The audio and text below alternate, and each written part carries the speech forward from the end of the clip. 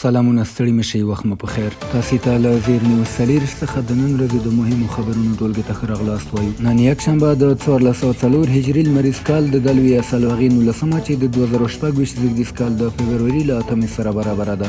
عزیر صافی مو تاسو ته له زیر نیوز څلېرویشت څخه د نړۍ مهم خبرونه وړاندې کوم، خو په سر کې د مهمو خبرونو سرټکي. په اسرائیل کې د فلسطیني وګړو پر وړاندې د وژنې کچه په بېساري ډول لوړه شوې او واشنګټن غواړي د جون تر میاشتې پورې د اوکراین جګړه پای ته ورسوي. اوس هم پام وکړئ پوره خبرونو ته. اسرائیل په فلسطیني ښارونو کې وژنې لوړې کچې ته لوړې کړي. په اسرائیل کې د فلسطیني وګړو پر وړاندې د وژنو کچه په بېساري ډول لوړه شوې، خو یادې موضوع ته نړیواله توجه نشته. د راپورونو پر بنسټ په 2025 کال کې د اسرائیل دننه شاوخوا 300 کسان وژل شوي چې له دې ډلې 252 فلسطینیان وو. فلسطینیان د اسرائیل د نفوس 22% جوړوي، خو د وژنو نږدې 80% قربانیان هم دوی دي. شنونکي بیا وایي چې دا وضعیت تصادفي نه دی، بلکې د اسرائیلي حکومت د پراخې نفوسي تګلارې برخه ده. د دوی په وینا چارواکي په قصدي ډول د فلسطیني ښارونو امنیت ته پاملرنه نه کوي څو ناامني زیاته شي او خلک د سیمو پرېښودو ته اړ شي. د اسرائیل پولیسو یوازې د فلسطیني ټولنو د وژنو شاوخوا 15 سلنې پیښې حل کړي او جنایي شبکو ته د باج اخیستنې او تاوتریخوالي پراخ ډګر پرېښی دی. دا حالت د پراخو اعتراضونو لامل شوی چې تر ټولو لوی د جنوري په 22مه ترسره شو. په همدې وخت کې اسرائیلي حکومت په نړیواله کچه د یهود ضد کرکې موضوع غټوي او د ویرې فضا رامنځته کوي څو یهودي وګړي له اسرائیل د وتلو مخه ونیسي او یهودي کډوال د هېواد ته وهڅوي. د رسمي شمیرو له مخې له 2023 کال راهیسې د اسرائیل د پرېښودونکو شمېر د ورتلونکو کډوالو څخه زیات شوی دی.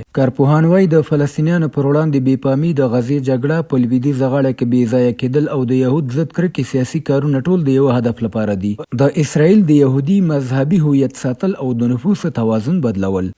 د اوکراین ولسمشر ولادیمیر زیلنسکي وایي امریکا هڅه کوي د روسیې او اوکراین جګړه د جون تر میاشتې پورې پای ته ورسیږي. د هغه په وینا واشنګټن د دواړو هیوادونو استازي د 3 اړخیزو خبرو لپاره امریکا ته وربللي او اوکراین خپل ګډون تایید کړی دی. نوموړي زیاته کړه چې امریکا غواړي د سولې بهیر تر اوړي مخکې بشپړ شي، ځکه د امریکا کورني سیاسي مسایل پرې اغیز لرلی شي. ورته وخت کې د سولې له هڅو سره سره د اوکراین پر زیربناو د روسیې بریدونه دوام لري. د اوکراین د چارواکو په وینا په وروستیو بریدونو کې د برېښنا شبکې، فابریکې او سټیشنونه په نښه شوي چې له امله یې په څو سیمو کې برېښنا هم پرې شوې. دغه راز راپورونه وایي چې اوکراین د روسیې په لویدیځ کې یوه پوځي صنعتي فابریکه په نښه کړې ده، خو روسیې تر اوسه د دغو وروستیو بریدونو په اړه رسمي غبرګون نه دی ښودلی.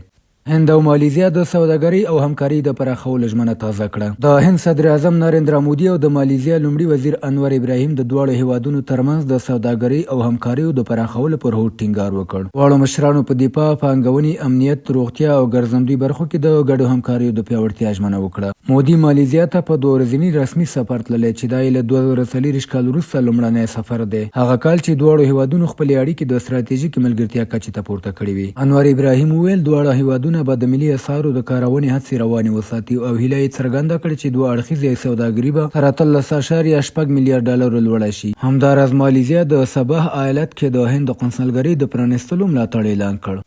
او وروستی خبر دا چې په استرالیا کې د اسرائیل د ولسمشر د سفر پر ضد لاریونونه روان دي. د فلسطین پلوه ډلو اعلان کړی چې د اسرائیل د ولسمشر اسحاق هرزوګ د سفر پر ضد به د استرالیا په یو شمېر ښارونو کې لاریونونه وکړي. ټاکل شوي نوموړی د دوشنبې په ورځ سیدني ته ولاړ شي څو د بونډای بیچ د برید قربانیانو ته درناوی وکړي. خو فعالان وایي هرزوګ باید د غزې جګړې کې د اسرائیل د کړنو له امله حساب ورکوونکی وبلل شي.